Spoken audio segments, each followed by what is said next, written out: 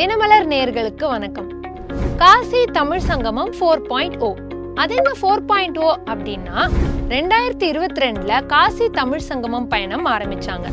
இந்த பயணம் ஒவ்வொரு வருஷமும் நடந்துட்டு இருக்கு.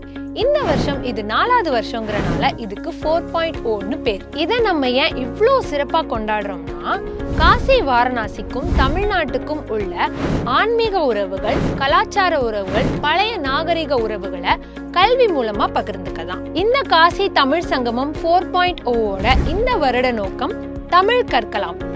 இவங்க எடுக்கிற இந்த முயற்சி தமிழ் மொழிய பிற நாடுகளுக்கும் கொண்டு போய் சேர்க்கும்னு நம்புறாங்க. இதை இனிஷியேட்டிவ் எடுத்து பண்றது மினிஸ்ட்ரி ஆஃப் எஜுகேஷன். இதை யாரு கோ-ஹோஸ்ட் பண்றாங்கன்னா ஐஐடி மெட்ராஸும் பனாரஸ் ஹிந்து யூனிவர்சிட்டியும். இந்த பயணம் மூலமா தமிழ்நாட்டில இருந்து உத்தரப்பிரதேஷ்க்கு கிட்டத்தட்ட 1000க்கும் மேற்பட்ட டெலிகேட்ஸ் வரப்போறாங்க. வந்து காசி, வாரணாசி, பிரயாக்ராஜ், அயோத்தி போன்ற முக்கியமான சைட்ஸ் எல்லாம் விசிட் பண்ணி தமிழை கத்துக் கொடுக்க போறாங்க.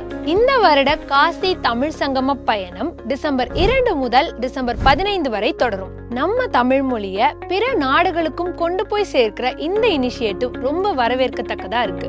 இத பத்தின உங்க கருத்து என்னன்னு கீழே கமெண்ட்ல சொல்லுங்க. மேலும் இது போன்ற தகவல்களுக்கு தினமலரை ஃபாலோ பண்ணுங்க.